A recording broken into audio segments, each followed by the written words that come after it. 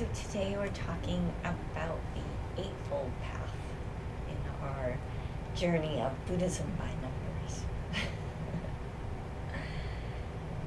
It's important to understand that Buddhism doesn't have commandments. It doesn't have a list of do this and don't do that. At least not Trikaya Buddhism. Maybe some other forms of Buddhism do, but not Buddhism as I know it. Really, the path can be summed up very simply: pay attention and keep going. It's that simple.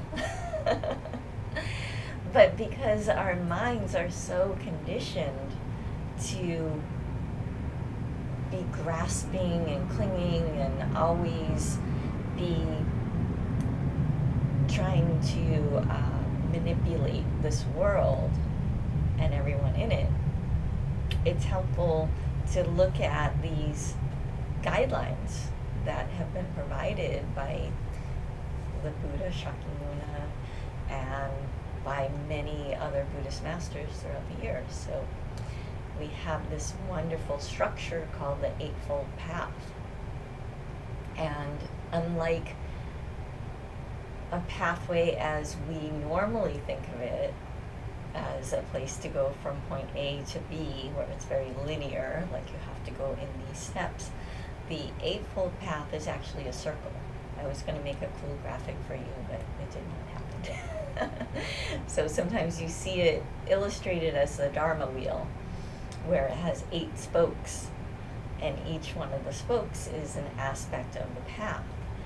And it's really a circular or spiral that we follow, because we'll learn one aspect and explore it, and we'll go to a certain level, and then we can move into the next and the next and next, and then we come back around again. And now we're exploring essentially the same thing, but we've changed in our journey around the circle. And now we're exploring it from a different perspective, a different perception, a different level of awareness. So traditionally, we start the Eightfold Path with right view, the view of reality. And we know that from the First Noble Truth that this world is transient. That's a very elementary view. That, everything arises and passes away. Nothing lasts. But there's more to it than that. There's more as we go deeper and deeper into what is right view. We start to look at our concepts and how we view ourselves and how we view others, how we view the world. And we start to add on to this idea of transience, and we realize that, that means I am not fixed. It means the people that I interact with are not fixed in a certain way. They change. And that this entire world is undergoing transformation continually. So when we have right view, we have a cognition that everything is in flux. And when we get stuck in a certain view, where we think we are a certain way, or more often, what comes to the surface is we think somebody else is a certain way. And we get stuck in that. So now maybe there's somebody that we work with who we have a particular perception that maybe they're not pulling their weight, they're lazy, they're no good.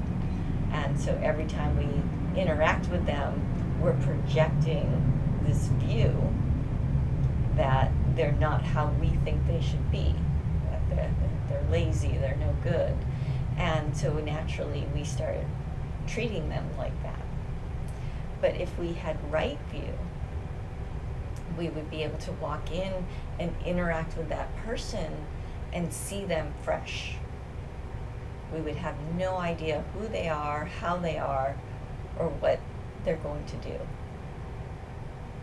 And this way, it's like we're meeting them for the first time. And oftentimes when we do this in day-to-day life, people really surprise us.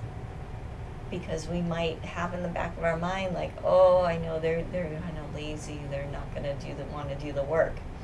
But if we were able to drop that and approach them with right view and say, oh, I have no idea what they're like and how they're going to react to this assignment. And we approach them with that openness and say, hey, this is the project. What do you think? And then all of a sudden they come at it from a completely different perspective than maybe we're accustomed to, because we gave them that space to just be who they are.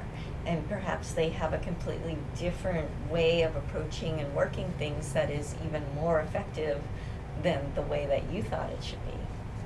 So because they couldn't follow your instructions in your way, you thought they were just lazy and didn't want to work. But it turned out that they just had a different way of working. So that's just a little example of how powerful it is to hold right view. Now, that doesn't mean we don't have boundaries. That means, which brings us to right intent. The second spoke, if you will. And again, it's a circle, so it's not like you have to start at one or the other. But right intent is our motivation, is our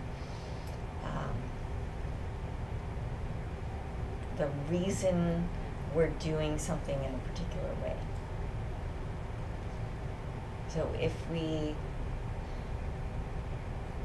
have right intent, then that means our motivation is pure, that we actually want what is best for ourselves and for others, which means that we hold our boundaries. That means we're not going to let somebody treat us badly, because that would mean that we're not holding that right intent of wanting the best for ourselves and for others. So whenever you find yourself about to do anything, it's a good practice to just check in and say, what's my motivation behind this? What's my real intent? What do I really expect to have happen from this? Sometimes the answer can be illuminating. Sometimes it highlights the shadow parts of our being, the selfishness, the greed, the fear. Maybe sometimes we're doing something because we're simply afraid of losing something that we're clinging to. And in that moment, that would be wrong intent, because that's not bringing the highest to ourselves and others. That's living out of fear. So if we can catch ourselves in that moment and check our intent, not in this heavy-handed kind of beat myself up kind of way, but just very gently, and say, oh, I'm about to do this thing, I'm about to send this angry email because I'm afraid. So we can stop and actually look at, well, what's my real intent? What's my real motivation behind this?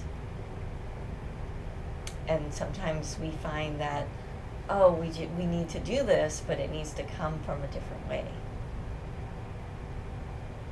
Other times we realize that, oh, I don't actually need to do that at all.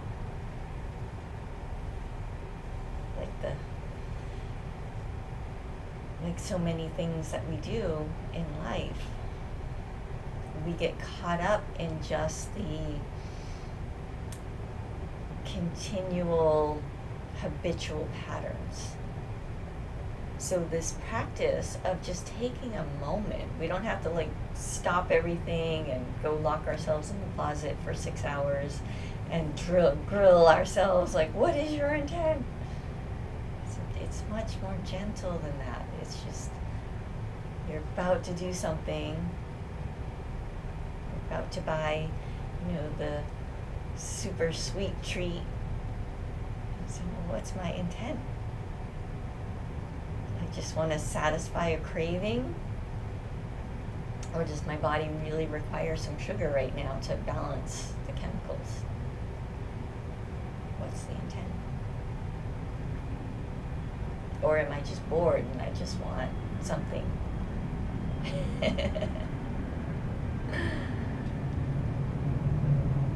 Now the next one, right speech, is probably one of the areas that's easiest to examine our intent. Because when we're about to speak, when we're about to communicate, speech isn't always verbal. Speech is, we live in this digital electronic world, so speech also encompasses any kind of email or text message, voicemail, all the different ways that we communicate. We'll post on social media, comments on social media, that's all speech. So speech should not be divisive. We should be searching for unity, searching for connection. That's what speech is for, is to help unite and connect us in this perfect light that we are.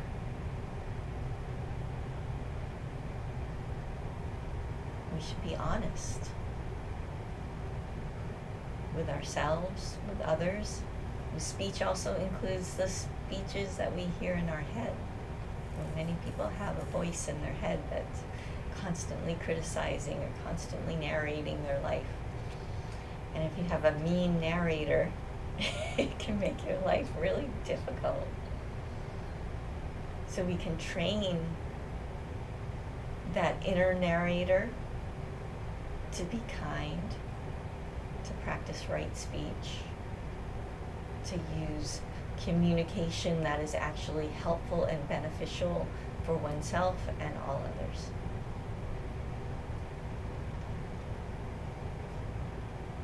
And again, it requires often pausing, taking that moment to check ourselves and say, oh, what am I about to say? What am I about to communicate? Is it true? Is it helpful? Is it going to bring clarity? And if it is, go ahead, do it. If it's not, take a moment and examine your intent. So we take a step back to the other spoke and say, okay, what's my intent behind this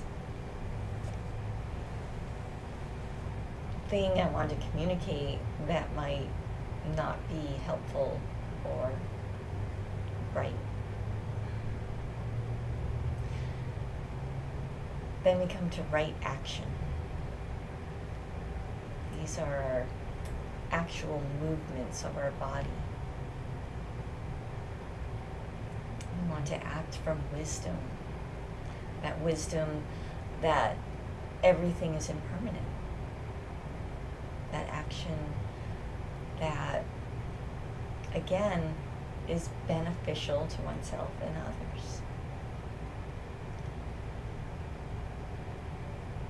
Now, probably an easy to understand example would be taking what is not given, stealing. That's obviously a wrong action. If we walk into somebody's house and be like, oh, I really like that painting, let me take it.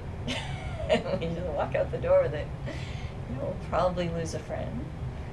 And it will weigh us down.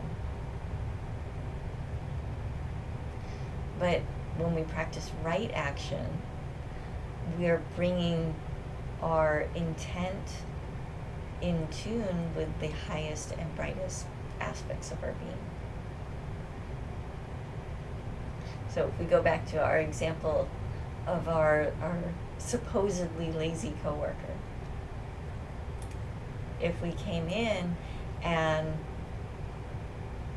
we acted towards them in such a way that was cruel, was mean, was derogatory, then it's only going to harm yourself and the other person. It's going to make life much more difficult for both of you. Obviously, wrong action. So right action would be to come in and do what it needs to be done, but from that very pure place.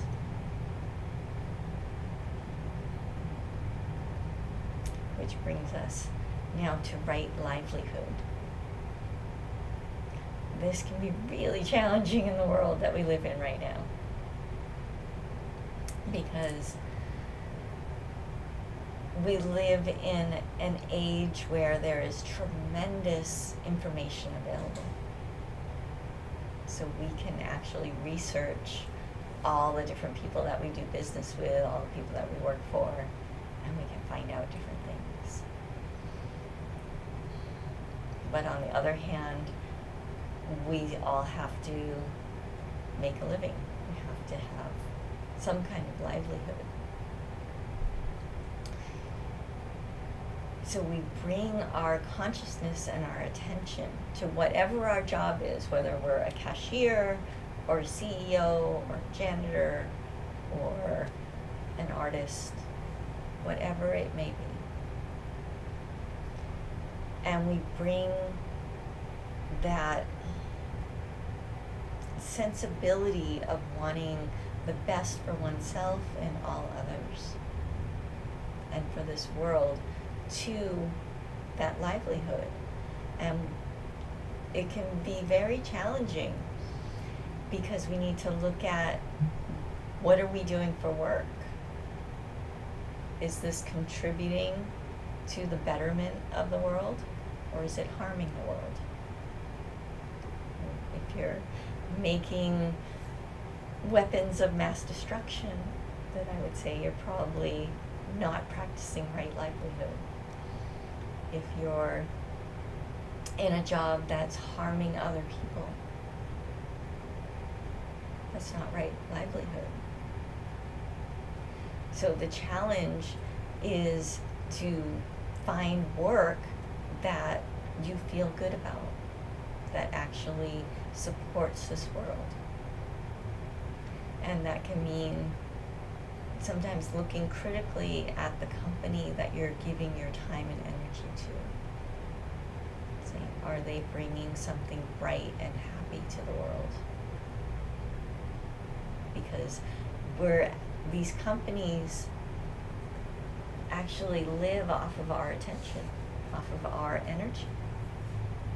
And so you may be selling your time, your energy, your effort to a company.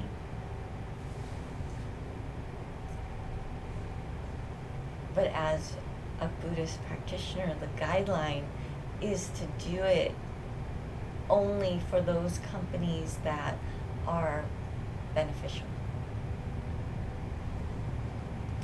And sometimes that means going to work and actually working from the inside to change and alter companies that may have fallen off track and become destructive.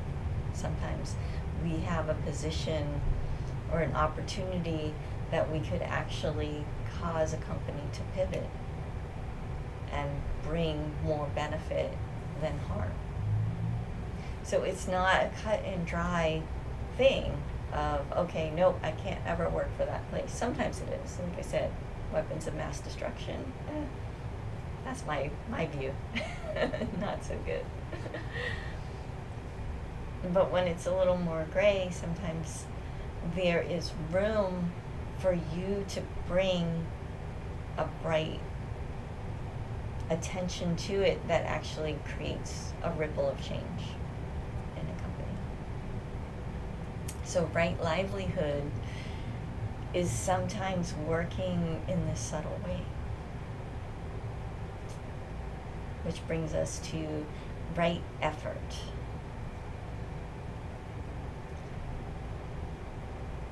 We all struggle in life. There's always struggle. There's the caterpillar that enters the chrysalis, and then when the transformation is complete, there's struggle to break free of that chrysalis. If you were to try to be helpful and come along and cut open that chrysalis, then the butterfly wouldn't fly. Because that struggle of fighting and working to break open that chrysalis is what strengthens the wings of the butterfly. It's what builds the muscles and allows that creature to live. So effort in and of itself is necessary.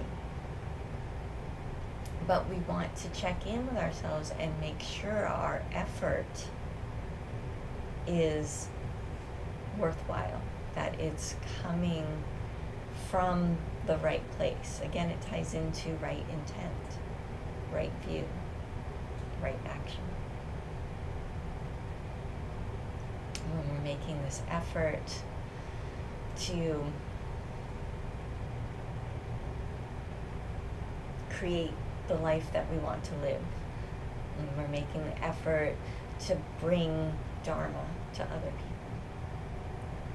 we want to make sure that effort is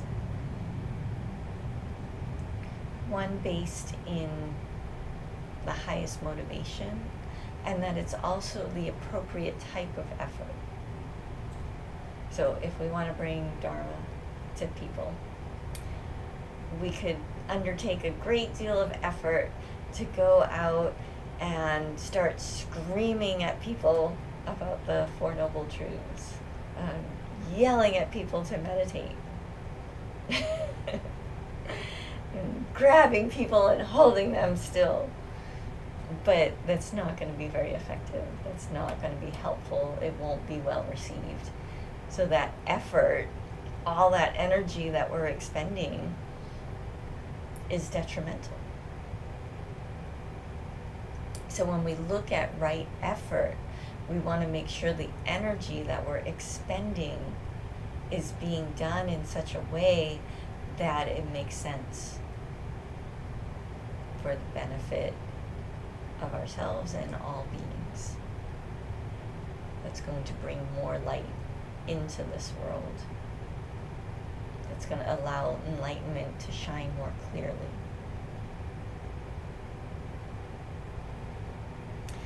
And we come to right mindfulness. Mindfulness is what makes all of these other spokes possible, because we have to pay attention. We have to look at our mind in an honest and open way and sit in that presence and actually acknowledge what's happening, which isn't always easy, because many times we like to escape. It's like, oh, there's that meme that goes around with the Cookie Monster. It says, I will be in the present moment unless the present moment is unpleasant, and then I will eat a cookie. In other words, if it's unpleasant, I will escape into something else, into sensorial experience. So practicing right mindfulness means that we bring our mind to bear on the present moment, no matter what is happening, no matter how uncomfortable it is, no matter how blissful it is. We stay present. We stay with it. We allow ourselves to be immersed in full awareness of everything that is, without modification, without judgment. This is good, this is bad, I like this, I don't like this. It's this determination to discriminate and to see what is. Say, oh, this is what's happening. Which brings us to our final spoke, which is right meditation, right samadhi, right concentration. And as I've said many, many times before, meditation is the foundation of the path. That willingness and ability to sit and concentrate and just focus on that one point until you merge with that one point, and then both you and that one point go into the ineffable light. And that's what makes everything possible on this path from my perspective. And when we do that, when we have that willingness just to be open and to surrender fully to that light, to just be in that, and allowing whatever is happening to happen without clinging, the structures of our conditioning, all those habitual patterns, literally melt. And when we open our eyes, or when we bring ourselves back to full physical consciousness, our view has shifted, our view has expanded. And now we're back at the beginning of right view. And now when we look at a situation, a characteristic, a task, a person, ourselves, then we see differently. We see more. And then we can begin again going around the wheel and seeing how we can refine each of these aspects of the path. Now again, these aren't rules to live by. They're guidelines. Because we're so conditioned to live in this selfish clinging that binds us to suffering, that it's helpful to have guidelines to kind of give us an alternative. Because most people in the world, they're just living, they're sleepwalking, really, and going through the motions without really considering any of this, without really considering right view or right intent, right speech, right action, right livelihood, right effort, right mindfulness, or right meditation. But if we bring these concepts into our day-to-day life, we can start to open our awareness at a much deeper level and start to notice, where are we grasping and where are we clinging? What is preventing us from feeling and experiencing the unreasonable joy that already exists? What is holding us back from knowing this unconditioned peace and radiating that into the world? So this eightfold path, it's an antidote to conditioning. This is why we study it and practice it and explore and play and see how we can apply it in different situations. So one final suggestion is that as you pay attention and keep going, you notice when you're not happy, when you're not peaceful. And then look at what aspect of the path, of this eightfold path, is kind of pinging. What does it have to do with? Say, maybe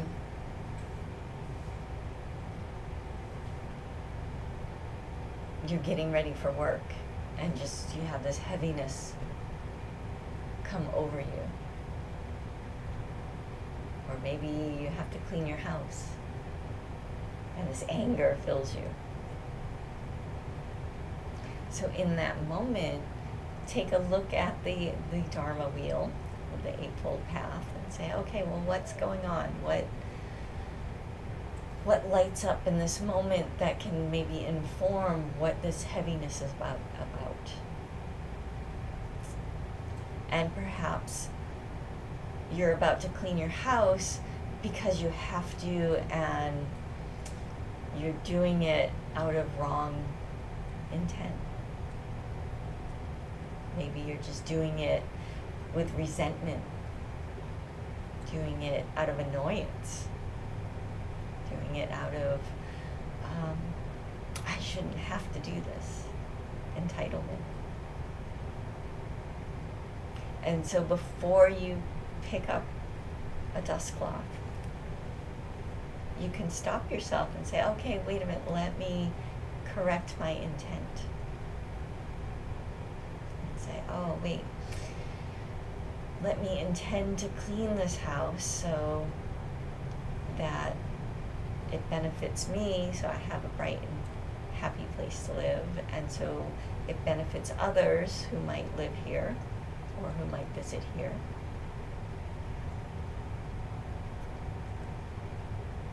And just doing that shifts everything. It's just like it takes your whole being and flips it. So that's the power of this path, of this Eightfold Path. And we can do that with any of the 8 spokes. So if you look online, you can probably find lots of graphics of it. Maybe stick it on your desk, stick it on your wall, your mirror, and use it as a tool just to help guide your life in a bright and happy way. So that is the Eightfold Path.